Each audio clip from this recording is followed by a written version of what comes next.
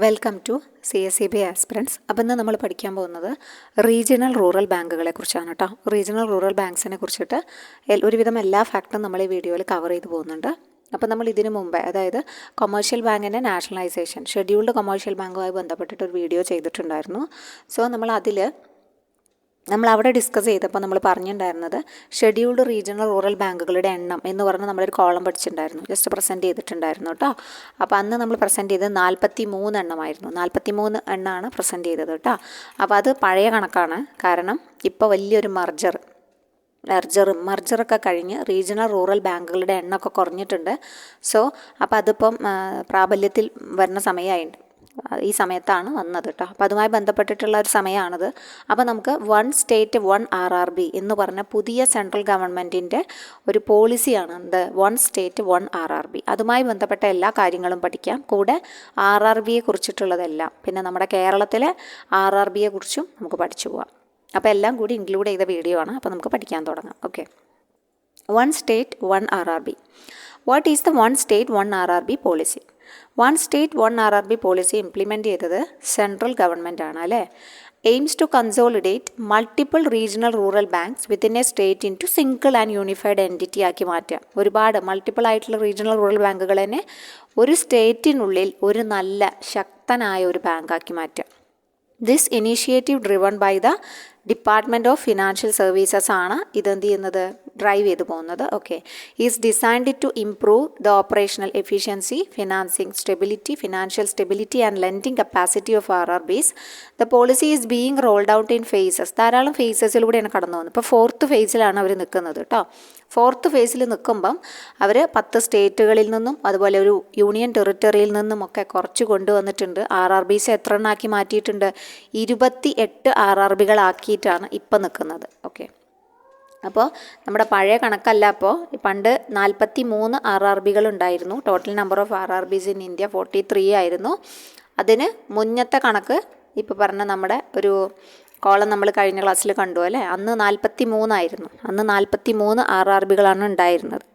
അതിനുശേഷം ഇപ്പോൾ RRBകളുടെ എണ്ണം കുറച്ച് വന്നിട്ടുണ്ട്. എത്രയായിട്ടുണ്ട്? പുതിയ RRBകൾ 28 RRBകളാണ് ഇപ്പം നിലവിലുള്ളത് കേട്ടോ. റെഡ്യൂസിങ്, അതായത് 4ാമത്തെ ഘട്ടത്തിൽ, 3ാമത്തെ ഘട്ടത്തിൽ നിർത്തിയതാണ് 43. 43ലാണ് 3ാമത്തെ ഘട്ടം നിർത്തിയത്. 4ാമത്തെ ഫേസിലുള്ളത് ആ 43ൽ നിന്നും 28 കുറച്ചു കൊണ്ടുവരികയാണ് ചെയ്തിട്ടുള്ളത്. അപ്പോൾ ഇപ്പോൾ പ്രസൻ്റ്ലി RRBയുടെ എണ്ണം എത്രയാണ്? 28 ആണ് കേട്ടോ. പ്രസൻ്റ്ലി RRBയുടെ എണ്ണം, total number of RRBs in India എന്ന് ചോദിച്ചു കഴിഞ്ഞാൽ 28 ആണ്. അപ്പോൾ അതിൻ്റെ കറക്റ്റ് ഡേറ്റും നമുക്ക് പഠിക്കാം കേട്ടോ, എന്ന് മുതലാണ് 28 ആയത്. അപ്പോൾ RRBയുടെ ഒരു ചരിത്രം നോക്കുകയാണെങ്കിൽ ഈ കൺസോളിഡേഷൻ തുടങ്ങുന്നത് 2005 കാലഘട്ടത്തിലാണ്. ഈ ഒരു കൺസോളിഡേഷൻ തുടങ്ങുന്നത്. ആരാണ് ഈ കൺസോളിഡേഷൻ തുടങ്ങാൻ കാരണക്കാരനായ കമ്മിറ്റി എന്ന് പറഞ്ഞു കഴിഞ്ഞാൽ വ്യാസ് കമ്മിറ്റിയാണ്. വ്യാസ് കമ്മിറ്റീനെ അപ്പോയിൻറ്റ് ചെയ്യുന്നത് 2001ലാണ്. RRB തന്നെയാണ് അപ്പോയിൻറ്റ് ചെയ്യുന്നത് കേട്ടോ. അപ്പോൾ ഇത്തരത്തിൽ ധാരാളം ബാങ്കുകളുണ്ട്. ബാങ്കുകൾ കൂടുന്നതിനനുസരിച്ച് അവർക്ക് ആസ്തി മാത്രമല്ല കൂടുക, ബാധ്യതകളും കൂടുകയാണ്. കാരണം ഒന്നാമത് ഈ ഒരു RRBs നിലനിൽക്കുന്നത് തന്നെ അഗ്രികൾച്ചറൽ സെക്ടറിനുള്ള ഒരു ഊന്നൽ പോലെയാണ്. അപ്പോൾ അവിടെയാണ് കൂടുതലും ഫിനാൻഷ്യൽ ക്രൈസിസ് വരിക. അതായത് കർഷകർക്ക് ലോൺ കൊടുക്കും, പക്ഷേ തിരിച്ചടവ് നടക്കുമോ ഇല്ല. എന്തെങ്കിലും ഒരു കാലാവസ്ഥാ വ്യതിയാനമോ അല്ലെങ്കിൽ അങ്ങനത്തെ ബുദ്ധിമുട്ടൊക്കെ വരുമ്പം കൃഷിയെ തന്നെയാണ് ബാധിക്കുക. അപ്പോൾ കൃഷിയെ ബാധിക്കുന്നത് കാരണം തന്നെ ഈ ലോൺസൊക്കെ കടങ്ങളായിട്ട് ഇങ്ങനെ കുമിഞ്ഞു കൂടുക എന്നല്ലാതെ തിരിച്ചടവ് കിട്ടുന്നില്ല. അതുകൊണ്ട് തന്നെ RRBസിനെല്ലാം കിട്ടാക്കടം രൂക്ഷമായ പ്രശ്നമായിരുന്നു. ധാരാളം RRBs ഉണ്ട്, പക്ഷെ അവർക്ക് എന്തില്ല, ഫിനാൻഷ്യൽ ആയിട്ടുള്ള സെക്യൂരിറ്റി ഇല്ല, ഓവർ ഡെറ്റ് കൂടുതലാണ്, NPS കൂടുതലാണ്. അപ്പോൾ അത് കാരണമാണ് സെൻട്രൽ ഗവൺമെൻറ് RBI ആണ് മുൻകൈ എടുത്തിട്ട് ഇങ്ങനെ ഒരു കമ്മിറ്റീനെ അപ്പോയിൻറ്റ് ചെയ്യുന്നത്, വ്യാസ് കമ്മിറ്റീനെ 2001. അങ്ങനെ അപ്പോൾ ആ ഒരു കമ്മിറ്റിയാണെന്ന് പറയുന്നത് കൺസോളിഡേറ്റ് ചെയ്യാം. RRBസിനെ ശക്തരാക്കാനുള്ള ഒരേ ഒരു വഴി എന്താണ്? എണ്ണം കുറച്ച് ശക്തരാക്കുക. ഒരു സ്റ്റേറ്റിൽ അന്ന് 1 സ്റ്റേറ്റ് 1 RRB പോളിസി ഉണ്ടായിരുന്നില്ല, എണ്ണം കുറയ്ക്കാം എന്ന് മാത്രമേ ഉണ്ടായിരുന്നുള്ളൂ കേട്ടോ. അപ്പോൾ ആദ്യത്തെ ഒരു കമ്മിറ്റി, അതായത് വ്യാസ് കമ്മിറ്റി 2001 2001 അപ്പോയിൻറ്റ് ചെയ്തു. ആരാണ് അപ്പോയിൻറ്റ് ചെയ്തത്? RBI ആണ് അപ്പോയിൻറ്റ് ചെയ്തത്. പക്ഷേ ഈ ഒരു പ്രോസസ്സ് തുടങ്ങുന്നത് 2005, 2006 കാലഘട്ടത്തിലാണ് കേട്ടോ. അപ്പോൾ നമുക്ക് ആ ഫേസസ് 4 ഫേസസിലൂടെ കടന്നു പോയിട്ടാണ് ഇപ്പം നമ്മൾ പറഞ്ഞിട്ടുള്ള നമ്പറിൽ 28 എത്തി നിൽക്കുന്നത്. ആ ഒരു ഫേസസ് നമുക്ക് ആദ്യം പഠിച്ചിട്ട് വരാം. അപ്പോൾ ഫസ്റ്റ് ഫേസ് എന്ന് പറയുമ്പോൾ റീജിയണൽ റൂറൽ ബാങ്ക്സിൻ്റെ ആക്ട് വരുന്നത്, റീജിയണൽ റൂറൽ ബാങ്കുകൾ തുടങ്ങുന്നത് 1975 1976 അവരുടെ ആക്ട് വരുന്നത് അല്ലേ. അപ്പോൾ 23A ആണ്, സെക്ഷൻ 23A 1 ഈ ഒരു ഫേസസിനെ കുറിച്ച് പറയുന്നത്, റീജിയണൽ റൂറൽ ബാങ്ക് ആക്ടിൻ്റെ കേട്ടോ. ഓക്കെ, അപ്പോൾ ഫേസ് 1 തുടങ്ങുന്നത് 2006 2005 നമ്മൾ പറഞ്ഞു കമ്മിറ്റീനെ അപ്പോയിൻറ്റ് ചെയ്യുകയുണ്ടായി. അപ്പോൾ അവരിങ്ങനെ ഒരു സമർപ്പിച്ചു അല്ല, എങ്ങനെ ഒരു കൺസോളിഡേറ്റ് ചെയ്യാം എന്ന് പറഞ്ഞിട്ട് സമർപ്പിക്കുകയാണ് ഉണ്ടായത്. അപ്പോൾ അതിന് ശേഷമാണ് കൺസോളിഡേഷൻ തുടങ്ങുന്നത്. ആ തുടങ്ങുന്ന ഫസ്റ്റ് ഫേസാണ് 2006 to 2010. ആ ഒരു സമയത്ത് RRB sponsored by the same bank, ഒരേ ബാങ്കുകൾ സ്പോൺസർ ചെയ്യപ്പെടുന്ന RRBs വിത്തിൻ എ സ്റ്റേറ്റും ആയിരിക്കണം കേട്ടോ. ഒരു സ്റ്റേറ്റിൻ്റെ ഉള്ളിൽ ഒരേ ബാങ്കുകൾ സ്പോൺസർ ചെയ്യുന്ന RRBs തമ്മിൽ അമാൾഗമേറ്റ് ചെയ്യാം, എന്നിട്ടത് എണ്ണം കുറയ്ക്കാം എന്നതായിരുന്നു അവരുടെ ഫസ്റ്റത്തെ ഒരു പ്രയോറിറ്റി എന്ന് പറഞ്ഞു കഴിഞ്ഞാൽ. അപ്പോൾ അതിൻ്റെ ഫലമായിട്ട് ഒരേ സ്റ്റേറ്റിൽ ഒരേ ബാങ്കുകൾ, അതായത് RRBസിനെ എപ്പോഴും സ്പോൺസർ ചെയ്യുന്നത് ആരായിരിക്കും? ഒരു നാഷണലൈസ്ഡ്, അതായത് ഷെഡ്യൂൾഡ് നാഷണലൈസ്ഡ് ബാങ്കുകളാണ് അവർ ചെയ്യുന്നത്. അപ്പം ഈ ഒരു ഷെഡ്യൂൾഡ് ബാങ്കുകളാണ് ഇവരുടെ സ്പോൺസേഴ്സ് എന്ന് പറഞ്ഞു കഴിഞ്ഞാൽ. അപ്പോൾ ഒരേ സ്പോൺസേഴ്സ് ഉള്ള ഒരേ സ്റ്റേറ്റിലുള്ള ബാങ്കുകളെ തമ്മിൽ ലയിപ്പിക്കാം എന്നാണ് ഫസ്റ്റ് ഫേസിൽ തീരുമാനിച്ചത്. അതിനുശേഷം അപ്പം അന്ന് 196 ബാങ്കുകൾ ഉണ്ടായിരുന്നു. എന്നിട്ട് പിന്നെ അതൊരു 82 ചുരുക്കാൻ അവർക്ക് ഫേസ് 1 സാധിച്ചു കേട്ടോ. അത് കഴിഞ്ഞ് ഫേസ് 2 കടക്കുകയാണ്. ഫേസ് 2 വരുന്നത് 2013 2015 കാലഘട്ടം. അന്ന് RRBs അക്രോസ് ഡിഫറെൻറ്റ് സ്പോൺസേഴ്സ്, അതായത് ഡിഫറെൻറ്റ് സ്പോൺസേഴ്സ് തമ്മിലുള്ള ബാങ്കുകളും അമാൾഗമേറ്റ് ചെയ്യാം, അതായത് വിത്തിൻ എ സ്റ്റേറ്റ്, ഒക്കെ വിത്തിൻ എ സ്റ്റേറ്റ് ആണ് കേട്ടോ, ഒരു സ്റ്റേറ്റിൻ്റെ അകത്തുള്ള കാര്യങ്ങളാണ് പറയുന്നത്. അപ്പോൾ ഡിഫറെൻറ്റ് സ്പോൺസേഴ്സ് ആണെങ്കിലും കുഴപ്പമില്ല, ബാങ്കുകളെ തമ്മിൽ അമാൾഗമേറ്റ് ചെയ്യാൻ തീരുമാനിച്ചു. എന്നിട്ട് 82 എന്നുള്ളത് 56 ചുരുക്കി. 82 എന്നുള്ളത് 56. അപ്പോൾ 2015 കാലഘട്ടത്തിൽ 56 ബാങ്കുകൾ RRBs ആണ് ഇന്ത്യയിൽ നിലവിലുണ്ടായിരുന്നത്. അതിനുശേഷം ഫേസ് 3 കടന്നപ്പം 2019 2021 കാലഘട്ടമായപ്പോഴേക്കും അവർ വീണ്ടും ലാർജർ, അതായത് ഇപ്പോൾ വലിയ സ്റ്റേറ്റുകളാണെങ്കിൽ അവിടെ 3, 4, 5 ഒക്കെ വലിയ ബാങ്കുകളുണ്ടായിരുന്നു. സോ അവരെ ഒന്ന് കൺസോളിഡേറ്റ് ചെയ്യാം എന്ന ഒരു ഫലമായിട്ട് വീണ്ടും കൺസോളിഡേഷൻ സ്റ്റാർട്ട് ചെയ്തു. Focused on the large bank, വലിയ സ്റ്റേറ്റുകളുണ്ടല്ലോ, ലാർജർ സ്റ്റേറ്റുകളിൽ ഫോക്കസ് ചെയ്ത് അവിടെ എണ്ണം കുറയ്ക്കാം എന്ന ഉദ്ദേശത്തോടു കൂടിയിട്ട് അവിടെ വീണ്ടും അമാൾഗമേഷൻ സ്റ്റാർട്ട് ചെയ്യാനുണ്ടായത്. അതിൻ്റെ ഫലമായിട്ട് എത്രണ്ണായി? 43 മാറി കേട്ടോ. 43 ചുരുങ്ങി. ഒരു മാർച്ച് 2021 ആയപ്പോഴേക്കും 43 RRBs മാത്രമായി ശേഷിച്ചു. അപ്പോൾ അതിൻ്റെ ഗുണം എന്തായിരിക്കും? അവർ പ്രോഫിറ്റബിലിറ്റി ഇമ്പ്രൂവ് ചെയ്തു, ക്യാപിറ്റൽ, അസറ്റ് ക്വാളിറ്റി, ബിസിനസ് ഒക്കെ വർദ്ധിച്ചു എന്നാണ് പറയുന്നത് കേട്ടോ.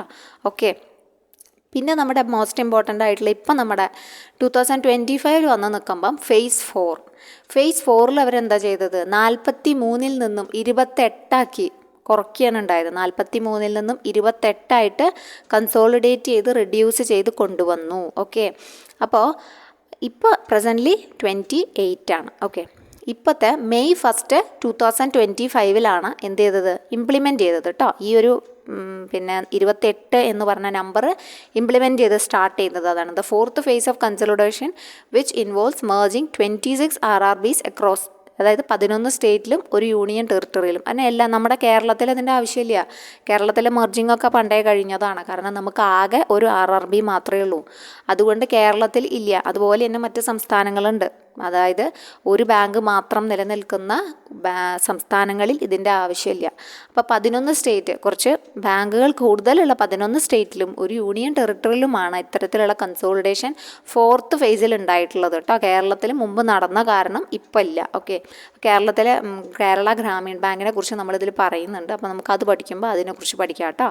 അപ്പോൾ ഇപ്പോൾ ഇംപ്ലിമെൻറ്റ് ചെയ്ത് മെയ് 1 2025 ആയപ്പോഴാണ് ഈ ഒരു 1 bank 1 nation എന്ന് പറഞ്ഞ ഒരു പോയിന്റിലെത്തി നിൽക്കുന്നത്. Reducing the total number of RRBs എത്രയായി?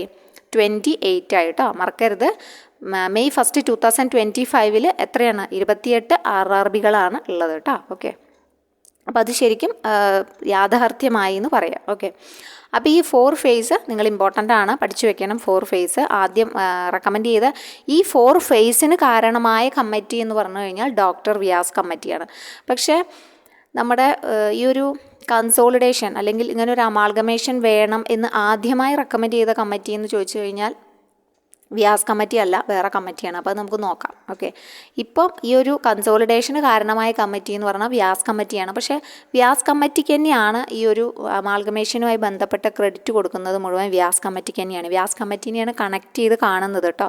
സോ കൺഫ്യൂസ് ചെയ്യരുത്. ഈ ഒരു ഫേസസ് ഓഫ് കൺസോളിഡേഷനുമായി ബന്ധപ്പെട്ട് RRBയിൽ മുന്നിൽ നിൽക്കുന്ന കമ്മിറ്റി വ്യാസ് കമ്മിറ്റി തന്നെയാണ്. ഓക്കെ, മറ്റ് കമ്മിറ്റികളുണ്ട്, അത് നമുക്ക് ലാസ്റ്റ് ഒരുമിച്ച് പഠിക്കാം. അപ്പോൾ ഫേസസ് പഠിക്കുക. ഫസ്റ്റിൽ എത്രണ്ണായി? 196 നിന്ന് 82 82 നിന്ന് 56 വീണ്ടും 56 നിന്ന് 43 43 നിന്ന് 28. അപ്പോൾ ഈ ഡേറ്റ് പഠിക്കുക. May 1, 2025 എത്തി നിൽക്കുമ്പം 28. ഓക്കെ, അപ്പോൾ റീജിയണൽ റൂറൽ ബാങ്കുകൾ എന്താണെന്ന് നോക്കുന്നു. അപ്പോൾ നമ്മുടെ ഫേസസ് പഠിച്ചു, കൺസോൾട്ടേഷൻ പഠിച്ചു, ഏത് കമ്മിറ്റിയാണ് റെക്കമെൻഡ് ചെയ്തതെന്ന് പഠിച്ചു, അങ്ങനത്തെ കാര്യങ്ങളൊക്കെ പഠിച്ചു. അപ്പം നമുക്ക് RRB എന്താണെന്ന് പഠിക്കാം അല്ലേ. RRBs എന്താണ്? ഗവൺമെൻറ് ഓൺഡ് ഷെഡ്യൂൾഡ് കൊമേഴ്ഷ്യൽ ബാങ്കുകളാണ് RRBs അല്ലേ. That operate at the regional level. Different സ്റ്റേറ്റിൽ റീജിയണൽ ലെവലിൽ വർക്ക് ചെയ്യുന്നതാണ് അവർ. ഗവൺമെൻറ് ഓഫ് ഇന്ത്യയാണ് എനാക്ട് ചെയ്തത് റീജിയണൽ റൂറൽ ബാങ്ക് ആക്ട്. 1976 കേട്ടോ. 1976 ആക്ട്, പ്രത്യേകം നോട്ട് ചെയ്യണം. ആക്റ്റും അവർ എസ്റ്റാബ്ലിഷ് ചെയ്യുന്നത് 1965 ആക്ട് വരുന്നത് 1976 which led to establishment of the first 5, അതായത് 5 എണ്ണാണ് ആദ്യമായിട്ട് 2 ഒക്ടോബർ 1975 ഇന്ദിരാഗാന്ധിയുടെ കാലഘട്ടത്തിലാണ് സ്റ്റാർട്ട് ചെയ്യുന്നത്. 20 പരിപാടിയുടെ ഭാഗമായിട്ട് കൊണ്ടുവന്നതായിരുന്നു ഇത് കേട്ടോ. അപ്പോൾ 2 ഒക്ടോബർ 1975 5 ബാങ്കുകളാണ് അവർ ഉദ്ഘാടനം ചെയ്യുന്നത്. 5 ബാങ്കുകളാണ് ആദ്യമായിട്ട് ഇന്ദിരാഗാന്ധി ഗവൺമെൻറ്റിൻ്റെ കാലത്ത്, ടെന്യൂറിൻ്റെ കാലത്ത് 5 ബാങ്ക് എന്ത് ചെയ്യുന്നു, എസ്റ്റാബ്ലിഷ് ചെയ്യുന്നു കേട്ടോ. സോ ഡേറ്റ് പഠിക്കണം. 2 ഒക്ടോബർ 1975. അതിൻ്റെ പർപ്പസ് എന്തായിരുന്നു? വാസ് ടു ഇൻക്ലൂഡ് റൂറൽ ഏരിയാസിനെ കൂടി എക്കണോമിക് മെയിൻ സ്ട്രീമിലേക്ക് കൊണ്ടുവരിക അല്ലേ. 70% ഇന്ത്യൻ പോപ്പുലേഷൻ റൂറൽ ആയിരുന്നു ആ കാലഘട്ടത്തിൽ, ഇപ്പോഴും ഉണ്ടല്ലേ. ഓക്കെ, അപ്പോൾ അതിന് ഒത്തിരി കൂടി അവർക്കൊരു പ്രാധാന്യം കൊടുക്കാൻ വേണ്ടിയിട്ടാണ് ഇത്തരത്തിൽ 5 ബാങ്കുകൾ അന്ന് തുടങ്ങിയത്. അപ്പോൾ 5 ബാങ്കുകളും ഏതാണെന്ന് നോക്കാം. ഫസ്റ്റ് ബാങ്ക് വളരെ ഇമ്പോർട്ടൻ്റ് ആണ്. അപ്പോൾ RRBs എസ്റ്റാബ്ലിഷ് ചെയ്ത് 1975. ഫസ്റ്റ് നരസിംഹം കമ്മിറ്റിയാണ് ഈ ഒരു RRB വേണം എന്ന് പറഞ്ഞ ആശയം മുന്നോട്ട് വയ്ക്കുന്ന കമ്മിറ്റി. ഏതാണ്? കൺസോൾട്ടേഷൻ്റെ കാര്യം നമ്മൾ പറഞ്ഞു വ്യാസ് കമ്മിറ്റിയാണെന്ന്. പക്ഷേ RRB വേണമെന്ന് റെക്കമെൻഡ് ചെയ്യുന്ന കമ്മിറ്റി നരസിംഹം കമ്മിറ്റിയാണ് കേട്ടോ. ഓക്കെ, അത് പ്രത്യേകം ഇമ്പോർട്ടൻ്റ് ആണ്. അപ്പോൾ RRB വേണം എന്ന് പറയുന്ന കമ്മിറ്റി ആരാണ്? നരസിംഹം കമ്മിറ്റിയാണ്. സോ അത് ഇമ്പോർട്ടൻ്റ് ആണ് കേട്ടോ. അതിനുശേഷമാണ് നരസിംഹ കമ്മിറ്റി റെക്കമെൻഡ് ചെയ്യുന്നു. അതിനുശേഷമാണ് ഈ റൂറൽ ക്രെഡിറ്റ് എന്ന് പറഞ്ഞ ഒരു ഫോർമലൈസേഷൻ വരുന്നത്. അങ്ങനെ ആക്ട് വരുന്നു. ആദ്യം 1975 ഇവർ എസ്റ്റാബ്ലിഷ് ചെയ്യുന്നു. 1975 5 ബാങ്കുകൾ. അതിനുശേഷമാണ് ആക്ട് വരുന്നത് 1976. ആ ആക്ട് നമ്പറാണ് 21 ഓഫ് 1976 എന്ന് പറയുന്നത്. 9th ഫെബ്രുവരി 1976. ഓക്കെ, അപ്പം നരസിംഹ കമ്മിറ്റി പറയുന്നുണ്ട് എന്ത്, ഈ ഒരു RRBകൾ വളരെ ഇമ്പോർട്ടൻ്റ് ആണ് അല്ലേ. അതായത് ഡെവലപ്മെൻറ്റിനും അതുപോലെ റൂറൽ ഏരിയാസിനെ സഹായിക്കാനും ഒക്കെ RRBs വന്നെങ്കിൽ മാത്രമേ നടക്കുള്ളൂ. അപ്പോൾ അതുകൊണ്ട് ആ ഒരു റെക്കമെൻഡേഷൻ ഗവൺമെൻറ് മുഖവിലേക്ക് എടുക്കുകയും RRBs സ്റ്റാർട്ട് ചെയ്യുകയും ചെയ്തു. 1975 തന്നെ റൂറൽ ക്രെഡിറ്റിൻ്റെ സെക്ടറിൽ പ്രധാനപ്പെട്ട 5 ബാങ്കുകൾ സ്റ്റാർട്ട് ചെയ്തു കേട്ടോ. ഫോർമലൈസ് ചെയ്തു. RRB act 1976. ആ ആക്ട് നമ്പർ 21 ഓഫ് 1976 ആണ്. 9th ഫെബ്രുവരി 1976 അത് ആക്ട് നിലവിൽ വരുന്ന ആക്റ്റാണ് കേട്ടോ അത്. അപ്പോൾ ഇത് ഇമ്പോർട്ടൻ്റ് ആണ്. 2 ഒക്ടോബർ 1975 ഇത് ഇമ്പോർട്ടൻ്റ് ആണ് കേട്ടോ. ആദ്യത്തെ 5 ബാങ്കുകൾ വന്ന ഡേറ്റ് ആണത്. ഇനി നോക്കുകയാണെങ്കിൽ റീജിയണൽ റൂറൽ ബാങ്ക് എസ്റ്റാബ്ലിഷ് ചെയ്തു നമ്മൾ പറഞ്ഞു. ഈ ഓർഡിനൻസ് പാസ്സാക്കിയിട്ടാണ് 26 സെപ്റ്റംബർ 1975 സെപ്റ്റംബറിൽ ഒരു ഓർഡിനൻസ് പാസ്സാക്കുകയാണ്. ഈ സെപ്റ്റംബറിൽ ഓർഡിനൻസ് 75 പാസ്സാക്കുകയും ഒക്ടോബർ 2 ഇവർ 5 ബാങ്കുകൾ എസ്റ്റാബ്ലിഷ് ചെയ്യുകയും ചെയ്യുന്നത് കേട്ടോ. അതായത് ഓർഡിനൻസ് പാസ്സാക്കി 26 സെപ്റ്റംബർ 1975, ഒക്ടോബർ 2 1975 അവരെന്ത് ചെയ്തു, 5 ബാങ്കുകൾ എസ്റ്റാബ്ലിഷ് ചെയ്തു. അതിനുശേഷമാണ് RRB ആക്ട് വരുന്നത് നെക്സ്റ്റ് ഇയറിൽ 1976. ഓക്കെ, അത് ഫെബ്രുവരിയിലാണ് വരുന്നത്. ഇനി ദ ഫസ്റ്റ് RRB ആരായിരുന്നു? പ്രഥമ ബാങ്ക് ആയിരുന്നു അല്ലേ. അപ്പോൾ അറിയപ്പെടുന്ന പേരാണ് പ്രഥമ ബാങ്ക് എന്നുള്ളത്, ഇപ്പോഴും നിലവിലുണ്ട്. വിച്ച് വാസ് സ്പോൺസേർഡ് ബൈ, അന്ന് സിൻഡിക്കേറ്റ് ബാങ്ക് ആയിരുന്നു കേട്ടോ അവരെ സ്പോൺസർ ചെയ്തിട്ടുള്ളത്. അന്ന് സിൻഡിക്കേറ്റ് ബാങ്ക് ആയിരുന്നു സ്പോൺസർ ചെയ്തിട്ടുള്ളത്. ഓക്കെ, അപ്പോൾ പഞ്ചാബ് നാഷണൽ ബാങ്ക് ആണെന്ന് തോന്നുന്നു കേട്ടോ. ഐ തിങ്ക് ഇപ്പോൾ പഞ്ചാബ് നാഷണൽ ബാങ്ക് ആണെന്ന് തോന്നുന്നു ഇപ്പോൾ സ്പോൺസർ ചെയ്തിട്ടുള്ളത്. അന്ന് പക്ഷേ RRBനെ പ്രഥമ ബാങ്കിനെ സ്പോൺസർ ചെയ്തിട്ടുള്ളത് സിൻഡിക്കേറ്റ് ബാങ്ക് ആയിരുന്നു. അതിൻ്റെ ഹെഡ് ക്വാർട്ടേഴ്സ് മൊറാദാബാദാണ്, ഉത്തർപ്രദേശിലെ മൊറാദാബാദാണ്. 5 കോടി ഓതറൈസ്ഡ് ക്യാപിറ്റൽ വെച്ചിട്ടാണ് അവർ സ്റ്റാർട്ട് ചെയ്തത്. ഫസ്റ്റ് RRB വളരെ ഇമ്പോർട്ടൻ്റ് ആണ്, ഒരുപാട് പ്രാവശ്യം ചോദിച്ചിട്ടുള്ളതാണ്. പ്രഥമ bank head quarters Moradabad, Uttar Pradesh. അത് കഴിഞ്ഞ് അടുത്ത 4 എണ്ണത്തിനെ കൂടി നമുക്കൊന്ന് നോക്കാം. ഇതുവരെ ചോദിച്ചു കണ്ടിട്ടില്ല, ചിലപ്പോൾ ചോദിച്ചാലോ പറയാൻ പറ്റില്ല. Gaur Gramin bank sponsored by UCO bank. Gorakhpur Kshetriya Gramin bank state bank of ഇന്ത്യയാണ് സ്പോൺസർ ചെയ്തിട്ടുള്ളത്. Haryana Kshetriya Gramin bank Punjab national bank ആയിരുന്നു. അതുപോലെ തന്നെ ജയ്പൂരിലുള്ള Nagaur Aanchalik Gramin bank UCO bank ആയിരുന്നു സ്പോൺസർ ചെയ്തിട്ടുള്ളത്. അപ്പോൾ 4 എണ്ണം ജസ്റ്റ് ഒന്ന് ഓർത്തിരിക്കുക, വല്ല ഓപ്ഷൻസിൽ നിന്ന് നമുക്ക് ചോദിച്ചാൽ കിട്ടിയെങ്കിലായി. Okay, Gaur Gramin bank, Gorakhpur, Haryana Kshetriya Gramin bank, Jaipur, Nagaur ചോദിച്ചിട്ടില്ല, പ്രഥമേന മാത്രമേ ചോദിച്ചിട്ടുള്ളൂ കേട്ടോ. ഓക്കെ, എന്നാലും നോട്ട് ചെയ്ത് വെക്കാം. ഇനി ഓണർഷിപ്പിൻ്റെ കാര്യം വരികയാണെങ്കിൽ RRB എങ്ങനെയാണ്? ഗവൺമെൻറ് ഓഫ് ഇന്ത്യക്കാണ് 50%, സ്റ്റേറ്റ് ഗവൺമെൻറ്റിന് 15%, സ്പോൺസർ ബാങ്കാണ് 35%. ഒരുപാട് പ്രാവശ്യം റിപ്പീറ്റ് ചെയ്തതാണ്, സോ അതൊന്ന് പഠിച്ചു വെക്കണം കേട്ടോ. Government of India 50%, concerned state ഗവൺമെൻറ്റിന് 15%, സ്പോൺസർ ബാങ്കിന് 35%. 3 പോയിന്റും വളരെ ഇമ്പോർട്ടൻ്റ് ആണ്, നോട്ട് ചെയ്ത് വെക്കണം. അടുത്ത റെഗുലേഷൻസ് നോക്കുകയാണെങ്കിൽ ഇത് എപ്പോഴും ചോദിക്കാറുള്ളതാണ്. RRBs റെഗുലേറ്റ് ചെയ്യുന്ന 2 അതോറിറ്റി ഉണ്ട്. ഒന്ന് RBI ആണ്, ഒന്ന് ആരാണ്? നബാർഡാണ്. അപ്പോൾ പ്രത്യേകം നോക്കുക, റെഗുലേറ്റഡ് ബൈ, അതായത് റെഗുലേഷൻസ് 2 രീതിയിലാണ്. സൂപ്പർവിഷനാണ് നബാർഡിന് കൊടുക്കുന്നത് കേട്ടോ. പിന്നെ റെഗുലേഷൻസ് വരെ, അതായത് റെഗുലേറ്റഡ് ബൈ എന്ന് പറഞ്ഞു കഴിഞ്ഞാൽ RBI തന്നെയാണ്, പക്ഷേ സൂപ്പർവൈസ്ഡ് ബൈ എന്ന് പറഞ്ഞു കഴിഞ്ഞാൽ നബാർഡാണ്. അതായത് റെഗുലേഷൻസ് ഒക്കെ ആരുടെ അനുസരിക്കേണ്ടത്? റിസർവ് ബാങ്കിൻ്റെ ബാങ്കിങ് റെഗുലേഷൻ ആക്ട് പ്രകാരം 1949. സൂപ്പർവിഷൻ ലെവലിൽ നബാർഡ് എല്ലാം കൊടുക്കുന്നുണ്ട്, നബാർഡിന് റിപ്പോർട്ടുകളെല്ലാം സബ്മിറ്റ് ചെയ്യേണ്ടതുമുണ്ട്. ഓക്കെ, ഇനി റീജിയണൽ റൂറൽ ബാങ്ക് ഇല്ലാത്ത ഒരു 2 സ്റ്റേറ്റുകൾ നോക്കുകയാണെങ്കിൽ ഗോവയിലും സിക്കിമിലും എന്തില്ല? റീജിയണൽ റൂറൽ ബാങ്കുകൾ ഇല്ല കേട്ടോ. ഓക്കെ, ജസ്റ്റ് ഒന്ന് ഓർത്തിരിക്കുക, ചോദിച്ചിട്ടൊന്നുമില്ല, പക്ഷെ ഒന്ന് ഓർത്ത് വയ്ക്കുക കേട്ടോ. അത് states of Goa and Sikkim do not have any regional rural banks. അപ്പോൾ ഇത്രയും പോയിന്റുകൾ നമ്മൾ പഠിച്ചു കഴിഞ്ഞു. ഇതൊക്കെയാണ് നമ്മുടെ റൂറൽ ബാങ്കുകൾ, അതായത് റീജിയണൽ റൂറൽ ബാങ്കുകളെ കുറിച്ച് നമുക്ക് ഒരു ഇൻട്രൊഡക്ഷൻ ലെവലിൽ പറയാനുള്ളത്. അപ്പോൾ ഷെയർ ക്യാപിറ്റൽ പ്രത്യേകം നോട്ട് ചെയ്യണം. സെൻട്രൽ ഗവൺമെൻറ്റിന് 50%, സ്റ്റേറ്റ് ഗവൺമെൻറ്റിന് 15%, സ്പോൺസർ ബാങ്കിന് 35%. അപ്പോൾ 50, 15, 35 അങ്ങനെ തന്നെ പഠിക്കണം കേട്ടോ. സെൻട്രൽ, സ്റ്റേറ്റ്, സ്പോൺസർ ആ ഒരു രീതിക്ക് പഠിക്കണം, വളരെ ഇമ്പോർട്ടൻ്റ് ആണ്. RRBയുടെ ആക്ട് നിങ്ങൾ നോക്കണം, 1976 ആണ് കേട്ടോ RRBയുടെ ആക്ട്. പിന്നെ ഫസ്റ്റ്, അതായത് ഒക്ടോബർ 2, 1975 5 ബാങ്കുകളാണ് വരുന്നത്. പ്രഥമ മാത്രമേ ചോദിച്ചിട്ടുള്ളൂ, ബാക്കി 4 എണ്ണം നിങ്ങൾക്ക് ഓർത്തിരിക്കാൻ ഓർമ്മ പറ്റിച്ചാൽ ഓർത്തിരുന്നോളൂ. 20 പരിപാടിയുടെ ഭാഗമായിട്ടാണ് കൊണ്ടുവന്നത്. അപ്പോൾ സൂപ്പർവിഷനാണ് നബാർഡിനുള്ളത് കേട്ടോ.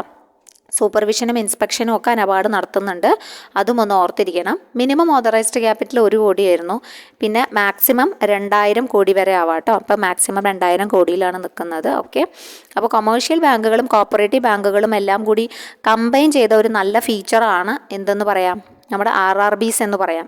കാരണം കൊമേഴ്ഷ്യൽ ബാങ്കിലുള്ള എല്ലാ സംവിധാനങ്ങളും ഉണ്ട്, എന്നാൽ സഹകരണ ബാങ്കുകളുടേതായ തരത്തിലുള്ള ഒരു സ്നേഹ സമീപനവും ആർക്കുണ്ട്? RRBക്ക് ഉണ്ട്. സോ അതും ഇമ്പോർട്ടൻ്റ് ആണ്. അപ്പോൾ ഇപ്പോൾ എത്ര RRBs നിലവിലുണ്ട് എന്ന് ചോദിച്ചാൽ മെയ് 1, 2025 കണക്കനുസരിച്ച് 28 RRBകളാണ് ഉള്ളത് കേട്ടോ. സോ വളരെ ഇമ്പോർട്ടൻ്റ് ആണ്, നോട്ട് ചെയ്ത് പഠിക്കണം. കാരണം ഇപ്പോൾ വന്ന മാറ്റമാണല്ലോ, അപ്പോൾ അതുകൊണ്ട് ചിലപ്പോൾ ചോദിക്കാൻ സാധ്യതയുണ്ട്. ഇനി committees relating to regional rural bank. Regional rural ബാങ്കുകളുമായി ബന്ധപ്പെട്ട കമ്മിറ്റികൾ ഏതൊക്കെയാണെന്ന് നോക്കാം. ഫസ്റ്റ് നമ്മൾ പഠിച്ചു, നരസിംഹം കമ്മിറ്റിയാണ് റെക്കമെൻഡ് ചെയ്തത്. ആരെ ക്രിയേറ്റ് ചെയ്യണമെന്ന്? റീജിയണൽ റൂറൽ ബാങ്കുകളെ ക്രിയേറ്റ് ചെയ്യണം എന്ന് പറഞ്ഞ കമ്മിറ്റി എന്താണ്? നരസിംഹം കമ്മിറ്റി തന്നെയാണ്. കാരണം സ്മോൾ മെൻസ് ബാങ്ക് എന്നാണ് അവർ പറഞ്ഞത്. സ്മോൾ മെൻസ് ബാങ്ക് എന്നറിയപ്പെടുന്നത് നമ്മുടെ RRBs ആണ് കേട്ടോ. ഓക്കെ, ഇനി അടുത്ത കമ്മിറ്റി പറഞ്ഞു ഖുസ്രു കമ്മിറ്റിയും കൂടി 1989 Khusro committee, agriculture credit review committee, ACRC, അവരും റെക്കമെൻഡ് ചെയ്യുന്നുണ്ട് എന്ത്? റീജിയണൽ റൂറൽ ബാങ്കുകൾ ഒന്ന് മെർജർ ചെയ്യാം എന്ന്. റെസ്പെക്റ്റീവ് സ്പോൺസർ ബാങ്കിൻ്റെ കൂടെ ആവാം എന്നാണ് അന്ന് അവർ റെക്കമെൻഡ് ചെയ്തത് കേട്ടോ. Merger of regional rural bank with their respective sponsor banks എന്നാണ് അന്ന് അവർ പറഞ്ഞത്. ഓക്കെ, അങ്ങനെ പറഞ്ഞിട്ടുള്ള ഒരു കമ്മിറ്റി ഖുസ്രു കമ്മിറ്റിയാണ്. പക്ഷെ അത് അത്ര ഒരു പ്രാധാന്യത്തിൽ എടുക്കേണ്ട കാര്യമില്ല, കാരണം ഇതുവരെ ചോദിച്ചും കണ്ടിട്ടില്ല. പിന്നെ പോരാത്തതിന് അവരെ ഒരു സ്പോൺസർ ബാങ്കിൻ്റെ കൂടെ മെർജ് ചെയ്യുക എന്ന് പറഞ്ഞു കഴിഞ്ഞാൽ അവരുടെ വ്യക്തിത്വം ഇല്ലാതെ ആവുമല്ലോ ചെയ്യുക.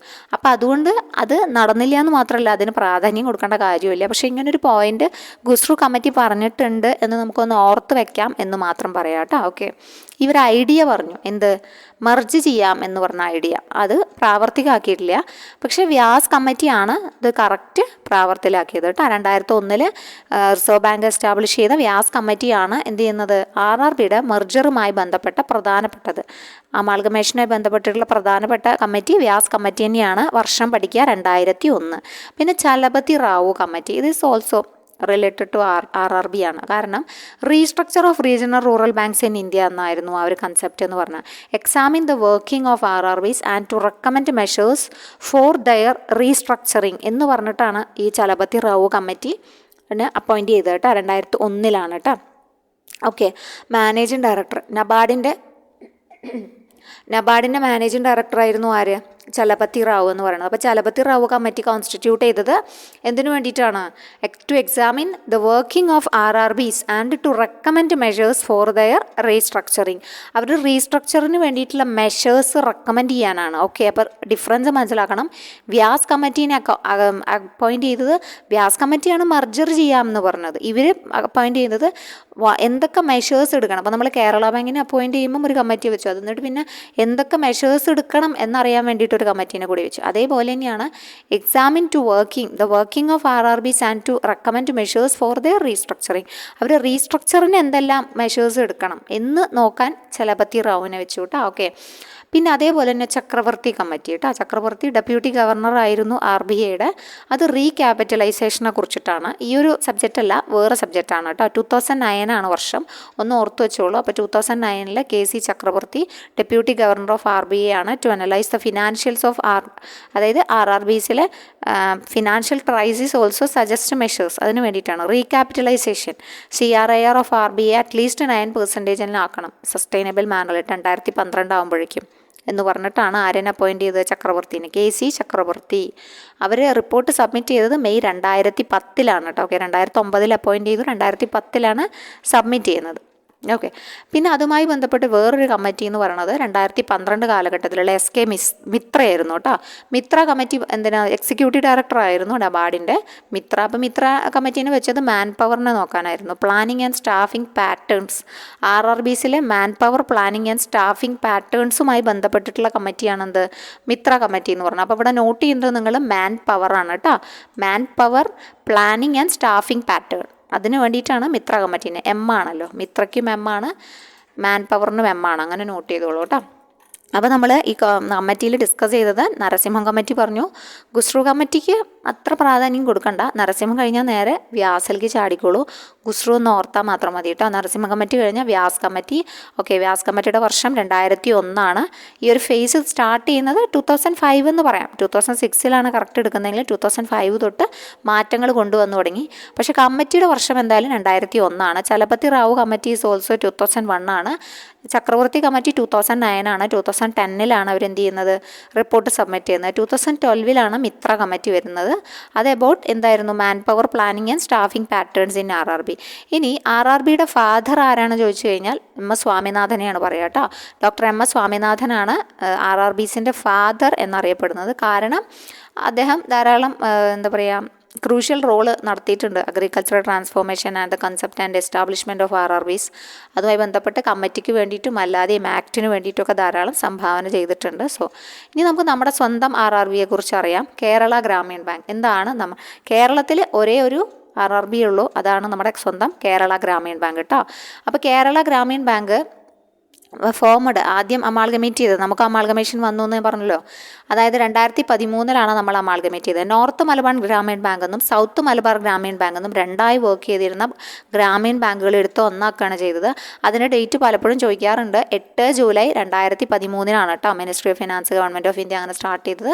അങ്ങനെ മെർജ് ചെയ്തിട്ടാണ് നമ്മൾ എന്തായത് കേരള ഗ്രാമീൺ ബാങ്ക് എന്ന പേരിലേക്ക് മാറുന്നത്. 8 ജൂലൈ 2013 ചോദിച്ചിട്ടുള്ള വർഷമാണ്. അത് നോട്ട് ചെയ്ത് പഠിച്ചോളൂ കേട്ടോ. അപ്പോൾ രണ്ട് ബാങ്കുകളെ അവർ സ്പോൺസർ ചെയ്തത് കാനറ ബാങ്കാണ് കേട്ടോ. അപ്പോൾ നോർത്ത് മലബാർ ഗ്രാമീൺ ബാങ്ക് എന്തായിരുന്നു നോക്കാം. നോർത്ത് മലബാർ ഗ്രാമീൺ ബാങ്ക് എന്ന് വെച്ചാൽ അതായത് 1976 കാലഘട്ടത്തിലാണ് അവർ സ്റ്റാർട്ട് ചെയ്യുന്നത്. ഒരു ഷെഡ്യൂൾഡ് കൊമേഴ്ഷ്യൽ ബാങ്ക് ആയിരുന്നു. റീജിയണൽ റൂറൽ ബാങ്ക് ആക്ട് വഴിക്കാണല്ലോ അവർ സ്റ്റാർട്ട് ചെയ്തിട്ടുള്ളത്. ഓക്കെ. അപ്പം അവർ 7 ജില്ലകളിലാണ്, കേരളത്തിലെ 7 ജില്ലകളിൽ, അതായത് ഹെഡ് ക്വാർട്ടേഴ്സ് കണ്ണൂരായിട്ട് ആ ഭാഗത്താണ് അവർ വർക്ക് ചെയ്തിരുന്നത് കേട്ടോ. ഓക്കെ. പിന്നെ ഇവിടെ ഇങ്ങനെ ഒരു അമാൽഗമേഷൻ വരികയും അതിൻ്റെ ഫലമായിട്ട് അവർ എന്തായി, കേരള ഗ്രാമീൺ ബാങ്ക് ആയി മാറുകയാണ് ചെയ്യുന്നത്. അതുതന്നെയാണ് സൗത്ത് മലബാർ അപ്പോൾ ഇവിടെ അതായത് നോർത്ത് മലബാർ ഗ്രാമീൺ ബാങ്കിൻ്റെ ഹെഡ് ക്വാർട്ടേഴ്സ് നോക്കുകയാണെങ്കിൽ കണ്ണൂരും, സൗത്ത് മലബാർ ഗ്രാമീണിൻ്റെ ഹെഡ് ക്വാർട്ടേഴ്സ് നോക്കുകയാണെങ്കിൽ മലപ്പുറമാണ് കേട്ടോ. മലപ്പുറം കോട്ടക്കുന്നിലായിരുന്നു സൗത്ത് മലബാർ ഗ്രാമീൺ ബാങ്ക് ഉണ്ടായിരുന്നത്, വർക്ക് ചെയ്തിരുന്നത്. അവരും ഈ ഭാഗത്ത് അവിടെ 8 ഡിസ്ട്രിക്റ്റിൽ, അതായത് ഈ സൈഡിലുള്ള ഡിസ്ട്രിക്റ്റിൽ തന്നെയാണ് വർക്ക് ചെയ്തിരുന്നത്. ഓക്കെ. അപ്പോൾ ഇവർ രണ്ടുപേരെയും പിടിച്ചിട്ടാണ് എന്താക്കിയത്, ഒന്നാക്കിയിട്ട് കേരള ഗ്രാമീൺ ബാങ്ക് എന്ന പേരും കൊടുത്തു. 8 ജൂലൈ 2013 മുതൽ അവരൊരുമിച്ച് ഒരു കെട്ടായി അല്ലേ, ഒറ്റ കെട്ടായി വർക്ക് ചെയ്യുന്നു. അപ്പോൾ അതാണ് നമ്മുടെ കേരള ഗ്രാമീൺ ബാങ്ക്. അപ്പോൾ കേരള ഗ്രാമീൺ ബാങ്കിൻ്റെ ഇപ്പോഴത്തെ ചെയർമാനെ വേണമെങ്കിൽ ഒന്ന് നോട്ട് ചെയ്തോളൂ. വിമല വിജയഭാസ്കർ ആയിരുന്നു, മാറിയോന്ന് അറിയില്ല. ഇപ്പം കിട്ടാവുന്ന സോഴ്സ് നോക്കുമ്പം സൈറ്റിലുള്ളത് വിമല വിജയഭാസ്കർ തന്നെയാണ് കേട്ടോ. സോ ഒന്ന് നോട്ട് ചെയ്തോളൂ കേട്ടോ. ചോദിക്കുമെന്ന് അറിയില്ല. കേരള ഗ്രാമീൺ ബാങ്കുമായി ബന്ധപ്പെട്ടിട്ട് ഈ വർഷമാണ് ഇമ്പോർട്ടൻ്റ്. പിന്നെ നോർത്ത് മലബാർ ഗ്രാമീൺ ബാങ്കും സൗത്ത് മലബാർ ഗ്രാമീൺ ബാങ്കും ജസ്റ്റ് നോക്കുക, അവരുടെ ആസ്ഥാനങ്ങൾ നോക്കുക. കേരള ഗ്രാമീൺ ബാങ്ക് ഇപ്പോൾ മലപ്പുറമാണ് കേട്ടോ ആസ്ഥാനമായിട്ട് വർക്ക് ചെയ്യുന്നത്. ഇപ്പോൾ അവരുടെ ആസ്ഥാനം എവിടെയാണ്, മലപ്പുറമാണ്. അതൊന്ന് നോട്ട് ചെയ്യുക. വിമല വിജയഭാസ്കറിനെ കൂടി നോട്ട് ചെയ്താൽ വളരെ ഉപകാരം. അപ്പോൾ നിങ്ങൾക്ക് RRB ബന്ധപ്പെട്ടിട്ട് അത്യാവശ്യം ഡീറ്റെയിൽസൊക്കെ കിട്ടിയെന്ന് വിചാരിക്കണു. RRBസിൽ ഇനി ഇതിൽ കൂടുതൽ ഡീറ്റെയിൽസ് ഉണ്ടോയെന്ന് നമുക്ക് നോക്കാം കേട്ടോ. ഇനി വല്ല ക്വസ്റ്റ്യൻസൊക്കെ കാണുകയാണെങ്കിൽ നമുക്ക് അതിലത്തെ കാര്യങ്ങളും കൂടി ഇൻക്ലൂഡ് ചെയ്യാം. കൂടുതൽ ക്വസ്റ്റ്യൻസ് കിട്ടുമ്പോൾ നമുക്ക് ഇൻക്ലൂഡ് ചെയ്യാം. അപ്പോൾ നിങ്ങൾക്ക് ഇത് ഉപകാരപ്പെട്ടു എന്ന് വിചാരിക്കുന്നു. ഓക്കെ. നിങ്ങളുടെ വിലപ്പെട്ട അഭിപ്രായങ്ങളൊക്കെ ഒന്ന് രേഖപ്പെടുത്തുക, ക്ലാസ്സൊക്കെ കാണുക. പിന്നെ നമ്മുടെ നോട്ട് നമ്മൾ ഗ്രൂപ്പിൽ, നമ്മുടെ പെയ്ഡ് ഗ്രൂപ്പിൽ അപ്ഡേറ്റ് ചെയ്യുന്നതായിരിക്കും കേട്ടോ. ഓക്കെ. അപ്പോൾ നോട്ടിട്ട് കഴിയുമ്പോൾ കറക്റ്റായിട്ട് വായിച്ച് നോക്കുക. എന്നിട്ട് നിങ്ങൾക്ക് ഡൗട്ടുകൾ ഉണ്ടെങ്കിൽ ചോദിക്കാം കേട്ടോ. ഓക്കെ. Thank you.